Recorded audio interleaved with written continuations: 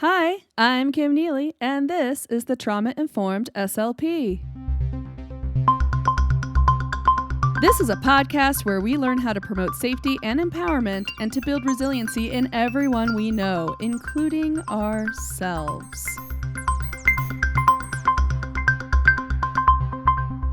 Hi, everybody. So, I changed my mind again.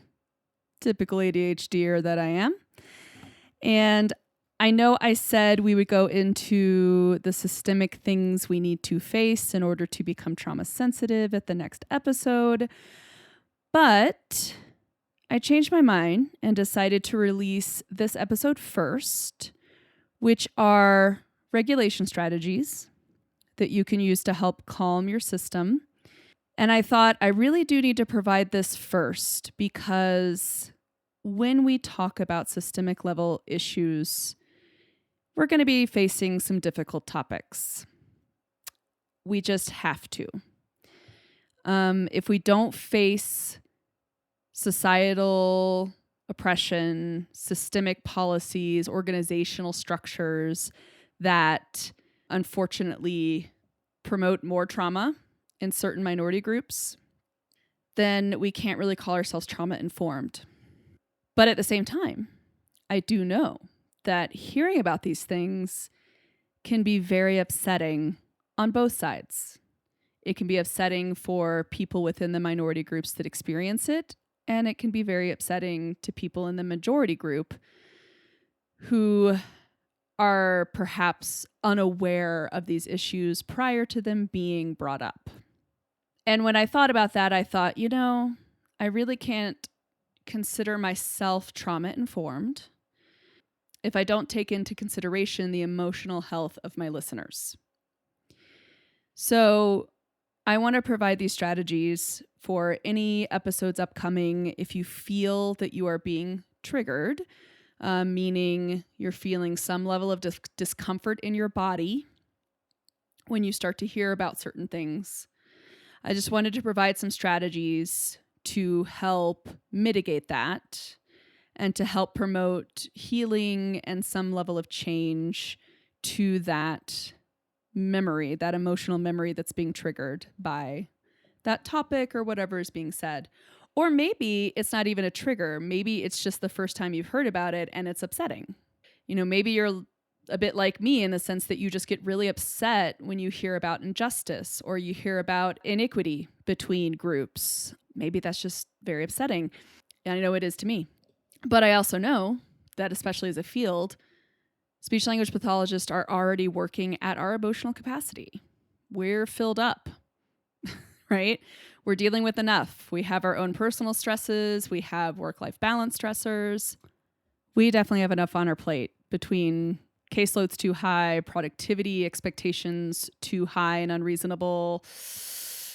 Oh my gosh, just all the stuff, right? The fact that no one really knows what we do outside of our own field, et cetera, et cetera. We have a lot going on. And so with the burnout that everyone's experiencing, it can be really hard to listen to emotionally challenging topics on top of trying to cope with all of that on a daily basis.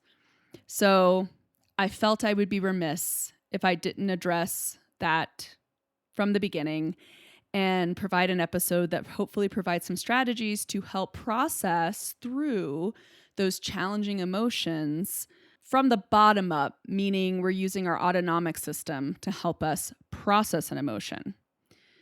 Funny thing, I'm going to describe that stuff a little more in detail and what bottom-up processing really involves and why it actually works, because I'm going to be honest with you, it feels like it shouldn't work, but it actually does. When I was first going through this stuff with a counselor, I was like, really? That's all I have to do? Are you serious? That's really processing an emotion? Are you sure about that? But it is, and it's actually amazing. I love that it's relatively simple to compare to top-down processing, which I'll go ahead and give a brief description of those two things, but I'm actually going to start off right away with the strategies after this introduction, just so you have easy access to them. You can re-listen to them all you want.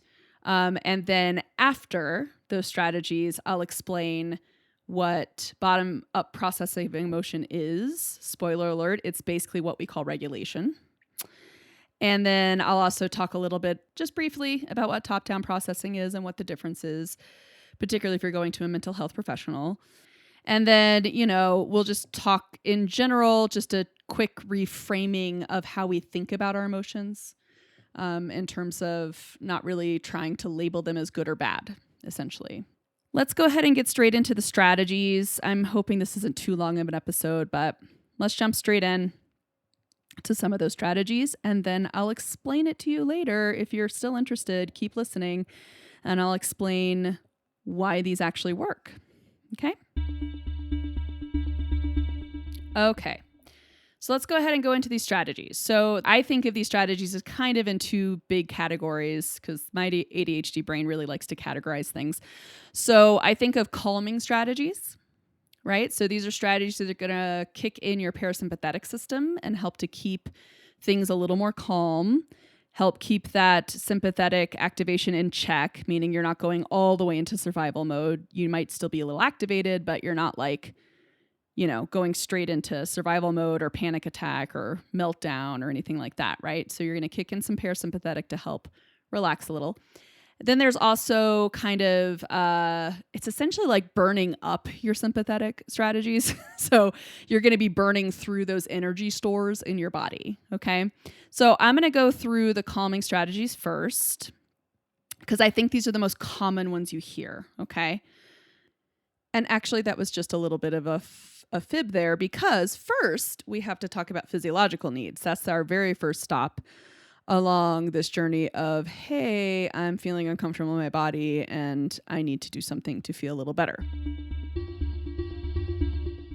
So step one, anytime you're starting to feel any level of discomfort, this could be when you're listening to a challenging topic, or even if you're just like sitting in a work meeting, one of those work meetings that could totally be an email when you have like 1,001 things to do and it just was really stressing you out. The very first thing to do is to check in physiologically. This relates a bit to Maslow's hierarchy.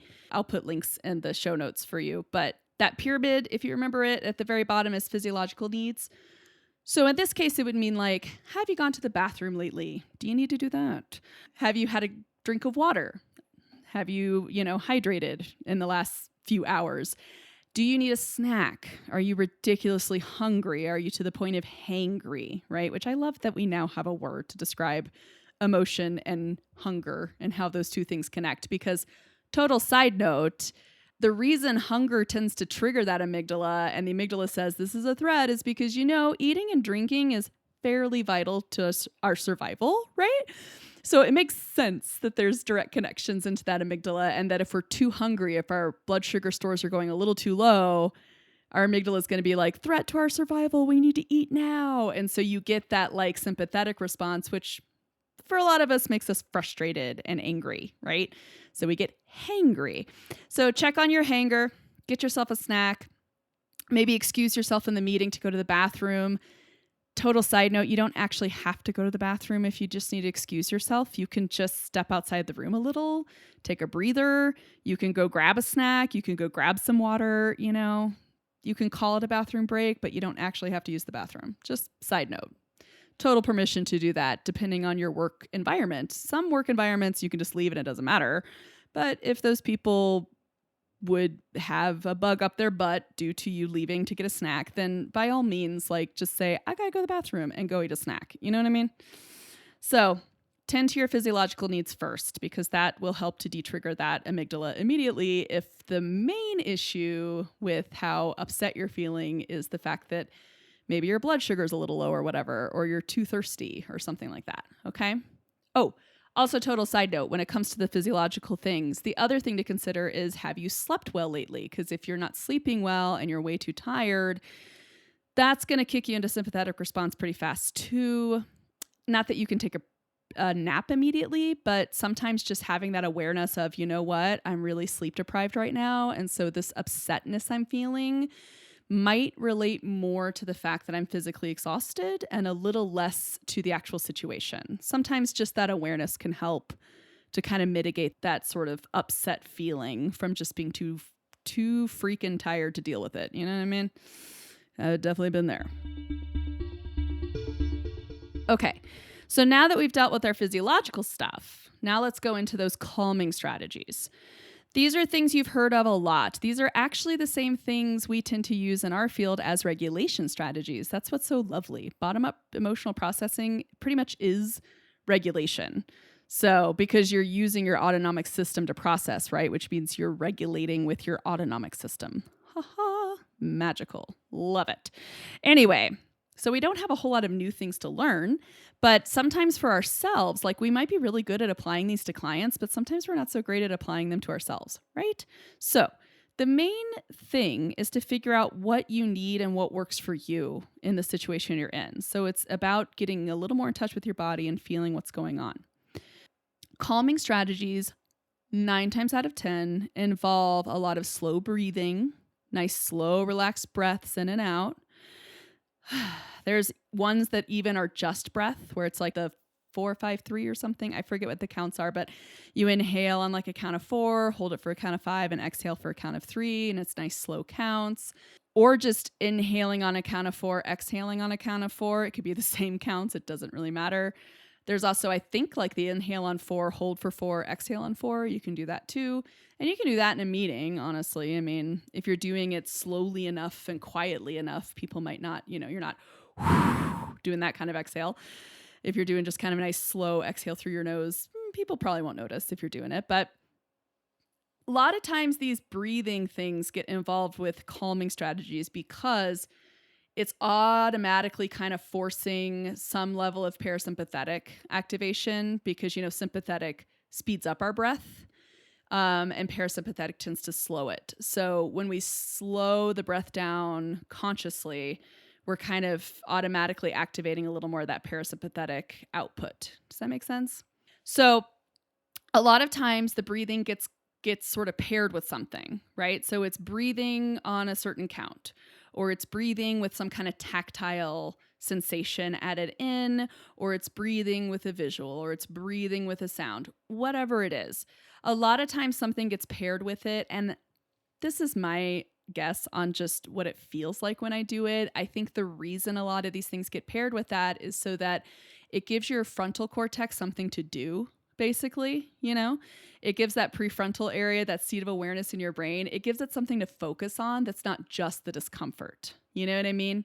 So if you are counting actively in your head, in your conscious part of your brain, and you're doing the deep breaths are doing the bottom-up processing. They're helping kick in that parasympathetic, but also the counting is helping to keep your prefrontal cortex kind of chill. It's like, I gave you a job to do. You know what I mean? It keeps the attention centers a little more involved in just the moment, right? So it's it's honestly like almost like a little trick to mindfulness. It like gets you a little more aware of what's going on. So tactile strategies for this can include things like 5-finger breathing. This one's a really nice, easy one because you can do it anywhere, anytime. But essentially, you're going to take one finger and you're going to trace up. Like say, I'll take my pointer finger on my right hand. I'll trace up my thumb on an inhale, nice and slow.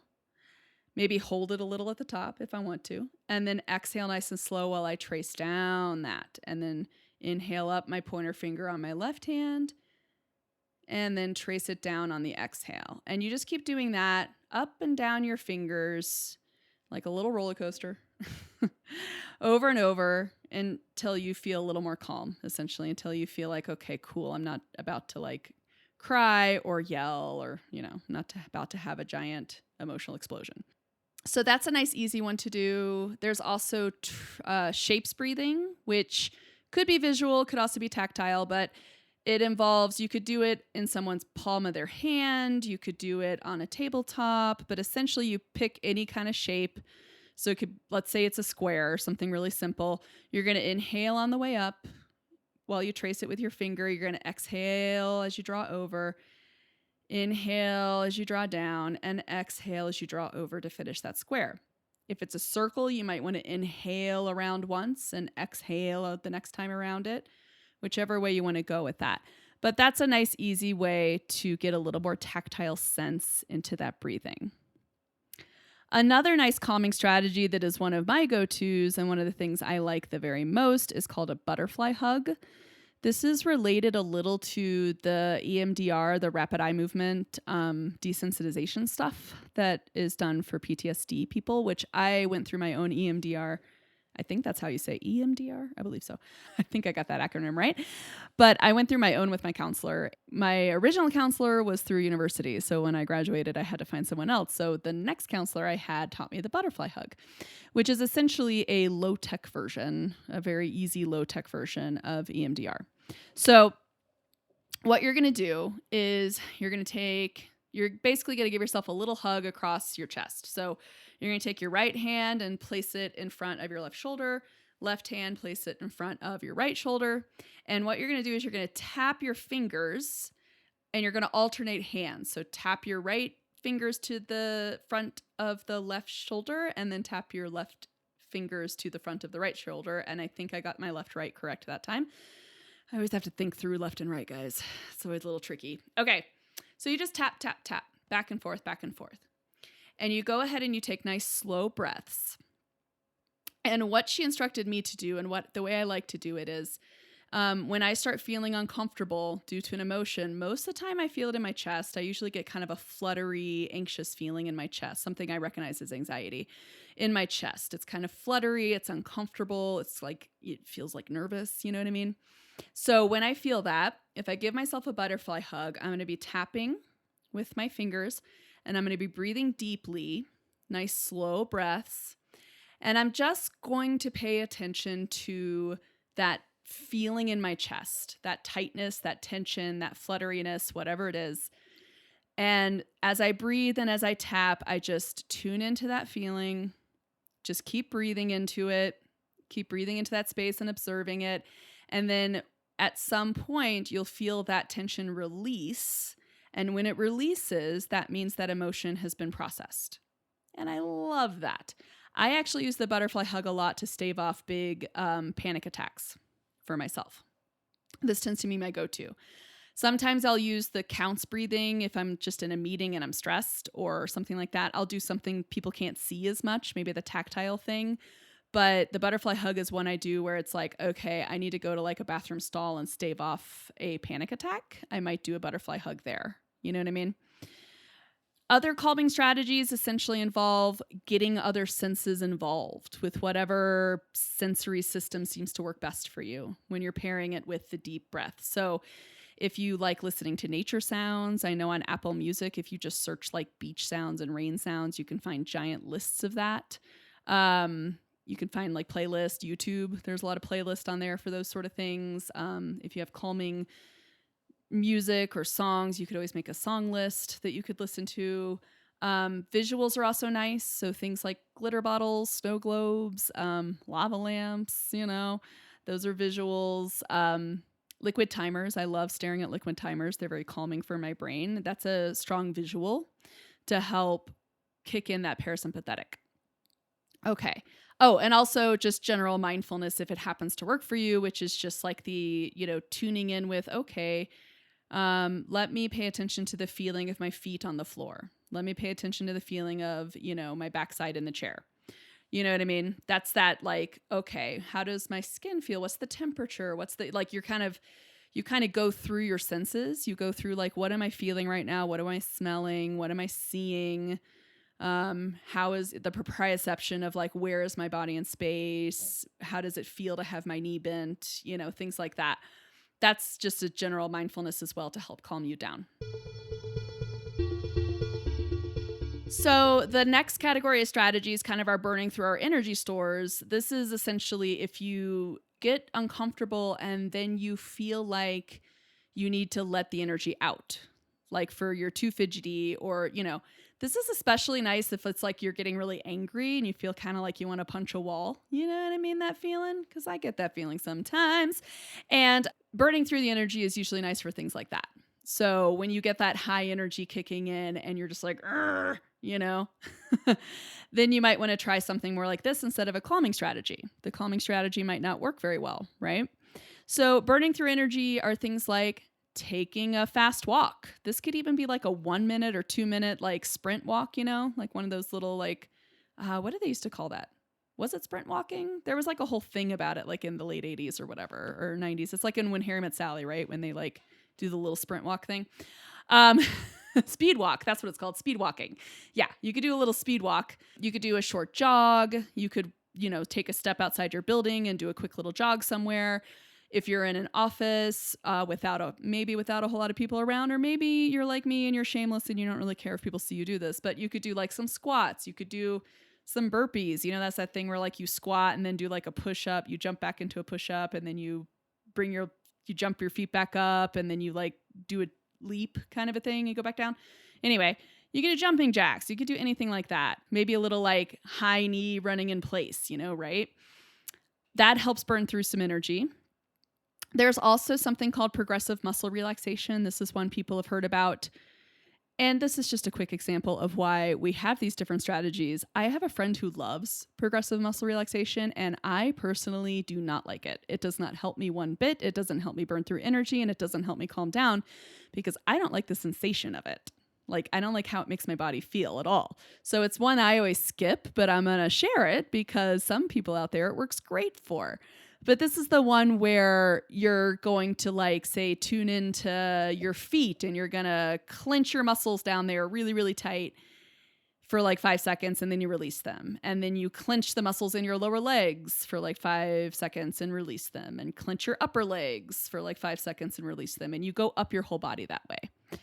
And I think the theory behind that is that by clenching the muscles really tight, you are essentially burning through the adrenaline that got pumped into your body when the sympathetic started to become more dominant. I think that's the idea behind that one. But like I said, I don't like it that much, but if it works, it works. It's great. And it's also kind of nice if you don't clench too tight such that you're like shaking or something. It's another one you could probably do anytime, like even if you're just sitting in a meeting or something.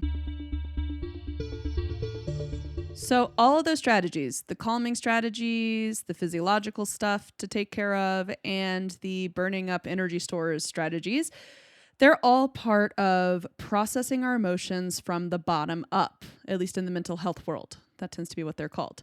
We call them regulation. They tend to call it bottom up processing of emotions. So let's talk about what bottom up processing really means. So what it essentially means is that you're trying to keep your whole limbic system from the bottom up regulated and connected so that the emotion can be experienced throughout your limbic system, but it doesn't throw the whole limbic system into extreme sympathetic dominance, aka like a survival mode, which then disconnects essentially the frontal cortex from the midbrain, right? So we want to keep those pathways open. We want to keep the emotional memory that's being created from the amygdala and the hippocampus. We want that memory to not be one of a threat, essentially. So we want to have a memory of having that emotion related to that topic or that event or that environment, but we don't want the memory to be traumatizing in the sense that when you re-experience it, you get kicked back into survival mode, right? So we're using bottom up, meaning we're starting from our body, we're starting from the discomfort we might feel in our body related to an uncomfortable emotion. And we are using the parasympathetic to kind of put the brakes on that sympathetic response so that we don't go full on into survival mode, so that the memory that can be encoded is one of actually not a threat, right? Something that's uncomfortable. We can, the amygdala can still place a value of, we don't really like this that much, but it's not like this is a threat to our survival. We need to go into survival mode immediately. Okay. So that's the idea of processing from the bottom up. In contrast to this, there is top-down processing of emotions. And this is really where, as SLPs, we don't touch this for other people, at least not in relation to any kind of trauma. We don't touch this when it comes to trauma in other people. You only want to touch this if you're a licensed professional and you know how to touch it, basically. This is where things get kind of sticky because top-down is where you're getting into how the discomfort you're feeling, the way that impacts how you perceive the world, your place in the world, your identity as a person, your value as a person, perhaps your confidence level, all of that stuff. So top down is where, like, for myself, for someone with depression and anxiety, like depression especially loves to sort of have these intrusive thoughts that just kind of sneak in there. Well, really both. Depression and anxiety, they're like best buds in my brain, which is not really buds. I don't really want to be buds with them, but I've had to make peace with it. If I anthropomorphize my mental health, hey.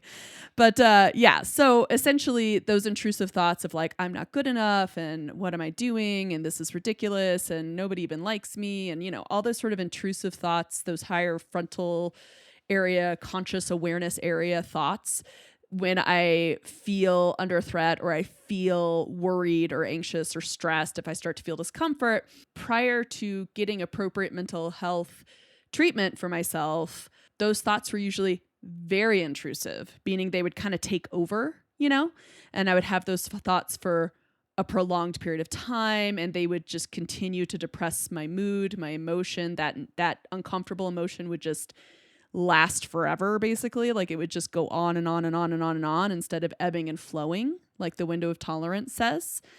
So that's what it was like having an issue with top-down processing. And so top-down processing is essentially reframing those kind of thoughts, right? That's kind of the cognitive behavioral therapy piece of like, if you feel discomfort, being able to place that discomfort in the correct framework in your perception such that it doesn't become some sort of intrusive thought to you.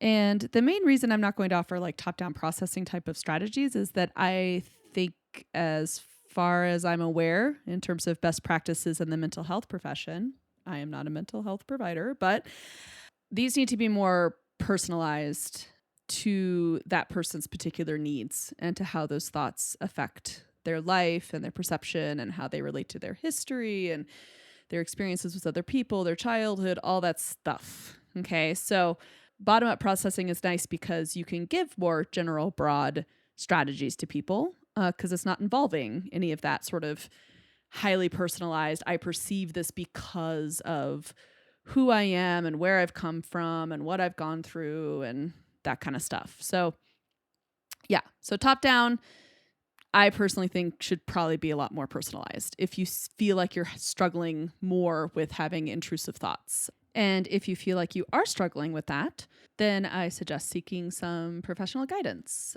preferably from a licensed mental health practitioner who can help give you top-down strategies that will be effective for you.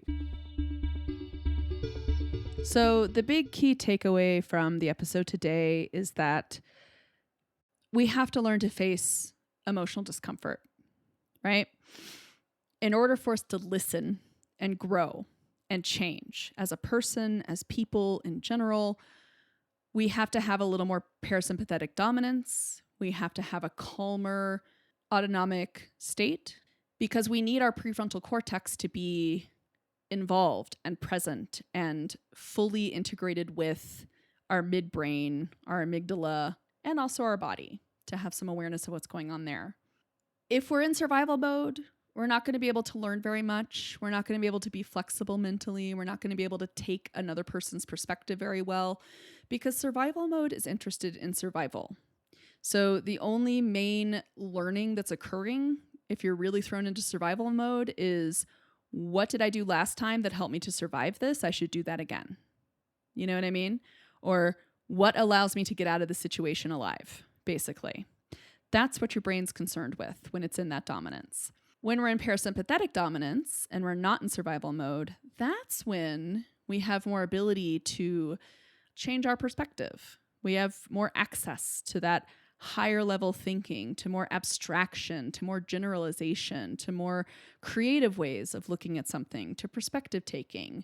That's all from more of a parasympathetic side.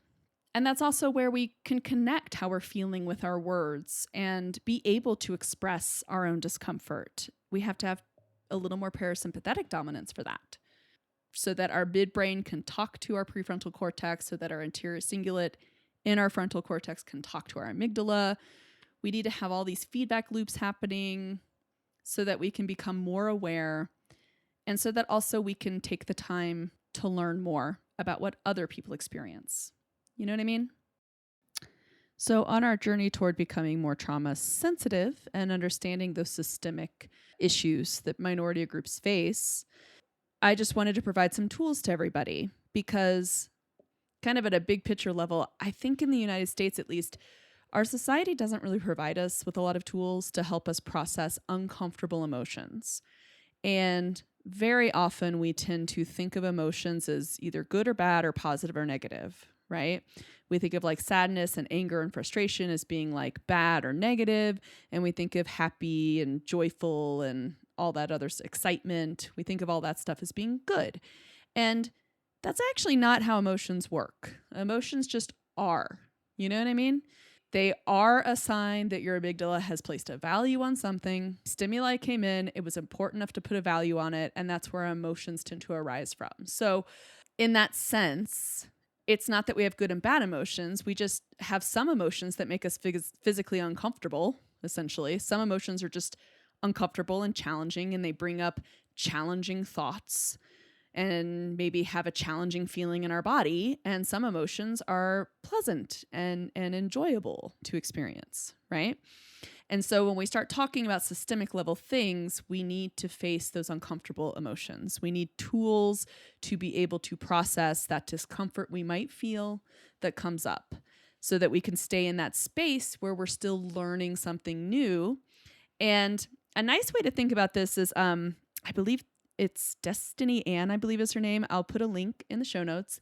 She's a TikToker and a mom, and she did this great viral video about how she taught her child that, you know, when she feels angry or mad, when she has big mad, I think is what she calls it, which I love, that's a sign that something is wrong, that like a boundary has been crossed or something. And so when you experience these uncomfortable emotions, whether it be sadness or anger or frustration, we want to be able to recognize it as a sign that something is upsetting, right? And then use our strategies, our tools, bottom-up processing, whatever we have, whatever we can, to then process through that emotion, allow it to come on and allow it to flow through so that we can stay regulated such that we can still learn. And by learning and processing those emotions, it actually allows us to be flexible and change as people, which is kind of a beautiful thing. And I think this is a really big picture of individually what it really means to become trauma informed in order to develop the habit of thinking of what happened to that person instead of what's wrong with them or what happened in society that brought us to this point rather than what's wrong with it. I mean, well, there's a lot of things wrong with it, but you know what I mean. When you want to think about it more in those sort of terms, that requires regulation, and it requires access to processing emotions such that you can be cognitively flexible in those situations, and you can have access to your creative cognitive resources, and you are able to develop this habit of essentially changing your own perception when encountered with information that brings on that discomfort. Okay? So that's pretty much it for this episode. That's what I wanted to do, was just provide this a little bit. This information is going to come back around when we come to like trauma-informed treatment strategies and things like that. You probably have already noticed, since some of these strategies are definitely things you can do with your clients, you might have noticed that, hey, this sounds awfully familiar. And it'll come back around. We'll talk about it some more. But the main thing with this is you have full-on permission to do what you need to do to regulate yourself in whatever situation you find yourself in, and to calm yourself as needed if you do need to calm. And that emotions aren't bad or good. They just are. Emotions are a sign that a value has been placed on something you experienced. And so the work of regulating is the ability to figure out what that value is and why it was considered important enough to place a value on it. All right. With all that said, I hope you all have a great couple of weeks. Next up, we're going to start talking about societal structures and the way that history and procedures and policies can negatively impact certain groups of people. Have a great couple of weeks. Take care of yourselves. This is a tough time of year. Do what you need to do. Look up some cute animals on the internet. Cute animals are fantastic ways of regulation. I forgot to include that in my tips there, my strategies. But seriously, there's a reason why cats took over, because they're adorable and hilarious. So, because they have absolutely no inhibition. So do what you need to do to take care of yourselves. And please do join me back as we all learn what it means to really be trauma-informed SLPs.